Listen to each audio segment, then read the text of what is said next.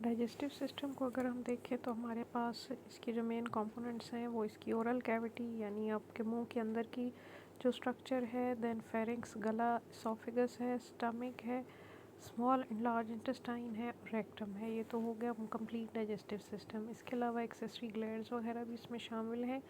तो one by one हम सारे डिस्कस करेंगे। सबसे पहले आ जाए oral cavity. Oral cavity start होती है आपके लिप्स से, माउथ जिसको हम ओपनिंग कहते हैं, और एंड करती है फेरिंग्स पे जिसको हम गला कहते हैं।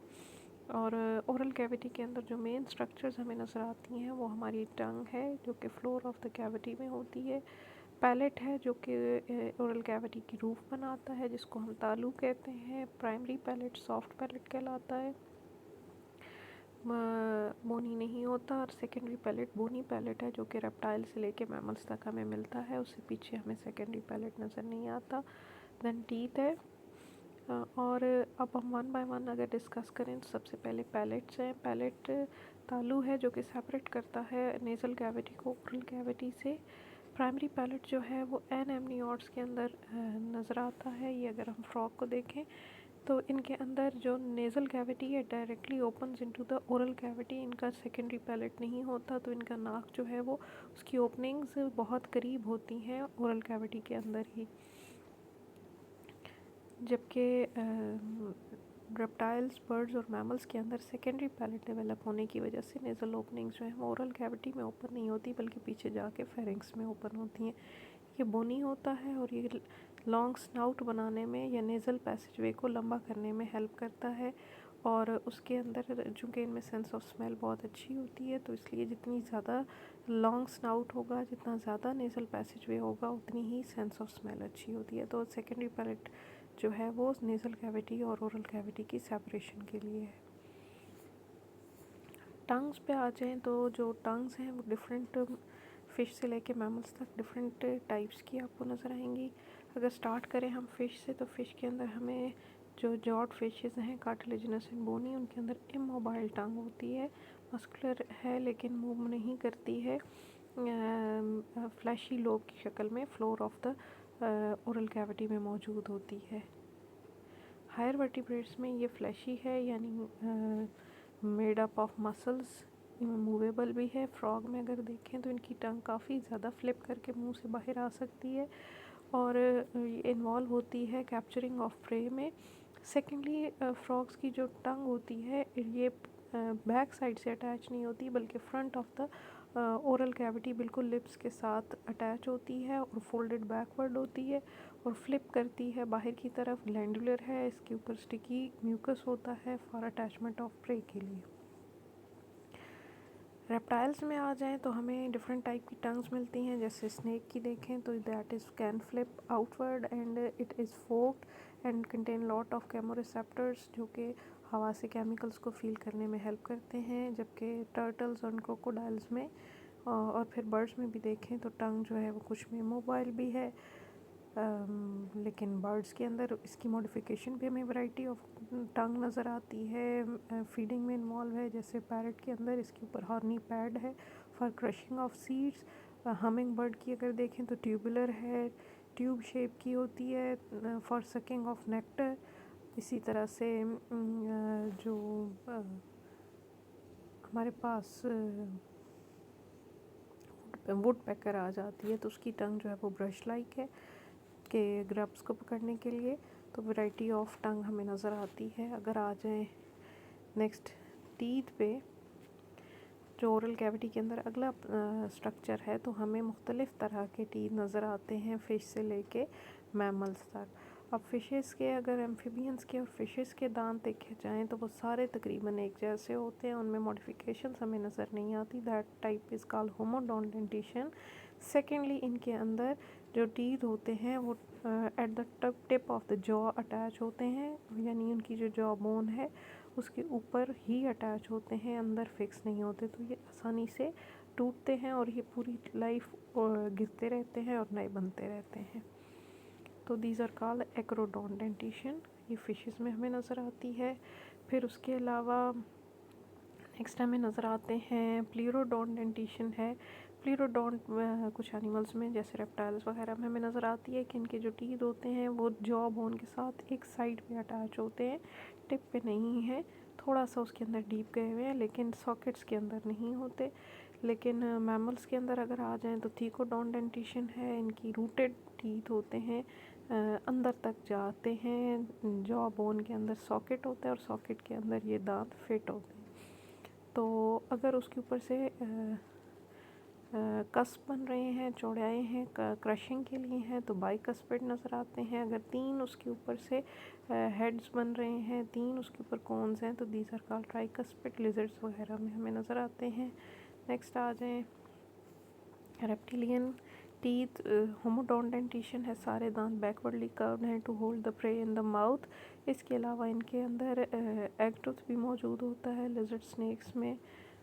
और बर्ड्स के अंदर आ जाएं तो बर्ड्स के अंदर टीथ एब्सेंट होते हैं, बीक होती है उसकी जगह पे, हॉर्नी बीक है made up of keratinized structure, different functions में इन्वॉल्व होती है बीक। फीडिंग में जिस तरह से उसकी फीड होगी तो उसी तरह से उनकी बीक होती है। अगर वो फ्रूट खाने वाले हैं तो पॉइंटेड कर्व्ड होती है जैसे कि पैरट की है।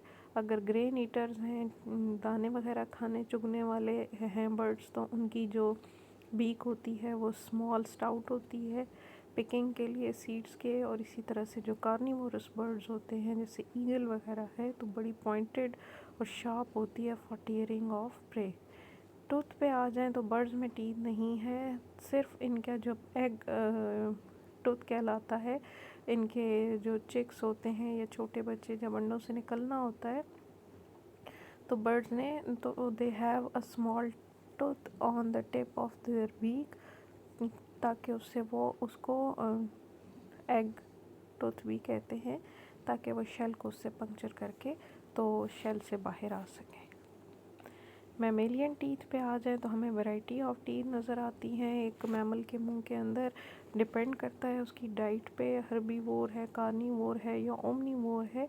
तो जब डिफरेंट टाइप के दांत नज़र आएँ, पॉइंटेड भी हों, मुंह से बाहर निकले हुए हैं जैसे कैनाइन्स होते हैं, डॉग्स वगैरह के अंदर हमें नज़र आते हैं, लाइन में नज़र आते हैं, या फिर माउस वगैरह या रैबिट के इंसाइजर्स लंबे हैं तो ये वैरायटी नज़र आती है। या फिर हर्बीवोर्स के अंदर प्रीमोलर एंड मोलर बहुत बड़े बड़े हैं, तो दैट टाइप ऑफ डेंटिशन जिसमें हमें वैरायटी ऑफ टीथ नज़र आए तो हेटेरोडोंट डेंटिशन कहते हैं।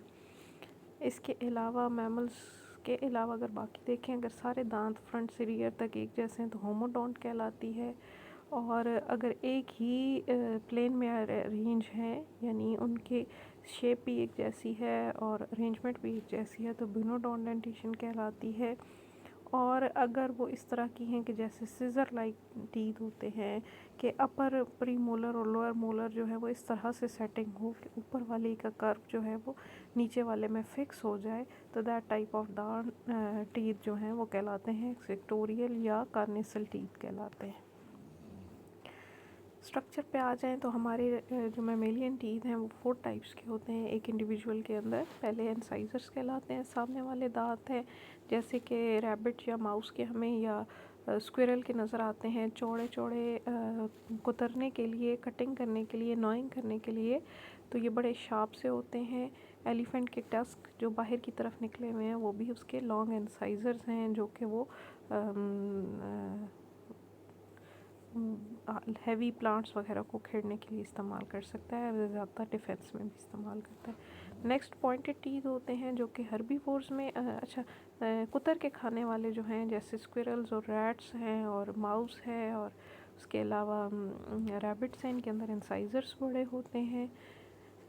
बाकी एनिमल्स जो गोश्त खोर हैं, जो कार्निवोर्स हैं, उनके अंदर कैनाइन होते हैं। कैनाइन्स वो दांत हैं जो बाहर निकले हुए आपको लायन, टाइगर वगैरह के काफ़ी बड़े बड़े अपर एंड लोअर कैनाइन्स नज़र आते हैं, पॉइंटेड है और ये बहुत स्ट्रॉन्ग होते हैं और चीरने फाड़ने के लिए, गोश्त को तोड़ हड्डी से अलग करने के लिए इसको इस्तेमाल करते हैं। गोश्त खोर जानवरों में बहुत बड़े हैं। फिर उससे पीछे चल पड़े तो पीछे की तरफ जॉ के अंदर हमें प्री मोलर्स, ये चौड़े चौड़े होते हैं, क्रशिंग के लिए हर्बीवोर्स में काफ़ी बड़े बड़े हैं तो प्री मोलर्स और मोलर्स कहलाते हैं।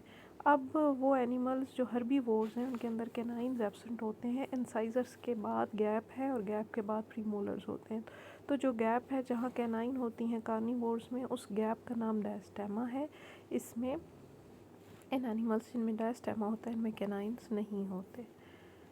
अब आ जाए ओरल ग्लैंड्स पे। ओरल ग्लैंड्स क्या हैं जी? हमारे माउथ के अंदर या जितने वर्टिब्रेट्स हैं इनके अंदर जो डिफरेंट टाइप के ग्लैंड्स हैं, जिसमें सबसे मशहूर जो हैं वो हमारे सेलाइवरी ग्लैंड्स हैं, सब मैक्सिलरी है, सबलिंगुअल है, फिर लेबियल ग्लैंड्स हैं, लिप्स के अंदर वाली साइड पे हैं। फिर यही सेलाइवरी ग्लैंड्स मॉडिफाई हो जाते हैं स्नेक्स के अंदर, पॉइजनस होते हैं, पॉइजन कंटेनिंग होते हैं, जहर वाले। फिर मुख्तलिफ़ लोकेशंस इनकी आ जाती हैं। ज़्यादा कॉमन जो हैं वो 3 पेयर ऑफ ग्लैंड्स हैं सिलाइवरी ग्लैंड्स के। बर्ड्स में बहुत कम होते हैं। नेक्स्ट अगला पार्ट आ जाए तो आपके पास फेरिंक्स आ जाता है। फेरिंक्स को अगर हम देखें, जिसको हम गला कहते हैं, जहाँ आपका हमारा ओरल कैविटी एंड कर रही है, तो that is a small chamber like structure जिसमें बहुत सारी ओपनिंग्स हैं। तो हमारी ओरल कैविटी भी ओपन हो रही है, ऊपर से नेज़ल कैविटी भी ओपन हो रही है। इसके अलावा हमारे कानों से आने वाली जो 2 नालियाँ हैं जिनको यूस्टेकियन ट्यूब कहते हैं, वो भी फेरिंक्स में जाके ओपन होती हैं। फिर नीचे से जो हमारी ट्रेकिया है, विंड पाइप है, वो भी फेरिंक्स में ओपन है। जैसे और फूड पाइप जो एसोफेगस है वो भी फेरिंक्स में। तो जैसे घर का एक लाउंज होता है ना, जिसमें सारे घरों के दरवाजे होते हैं कि वहाँ पे हर तरफ से आप आ जा सकते हो, तो सिमिलरली फेरिंक्स भी इसी तरह से बहुत सारी ओपनिंग कंटेन करता है। नेक्स्ट अगर हम देखें तो यही यहाँ पे आपको नज़र आ रहा है कि ग्लॉटिस है, ओपनिंग ऑफ लैरिंक्स है, जो हमारा विंड पाइप है उसकी। फिर उसके बाद यूस्टेकियन ट्यूब, कानों से आने वाली एसोफेगस भी इसमें ओपन हो रही है। और नेक्स्ट अगर हम आगे देखें तो एसोफेगस पे आ जाएं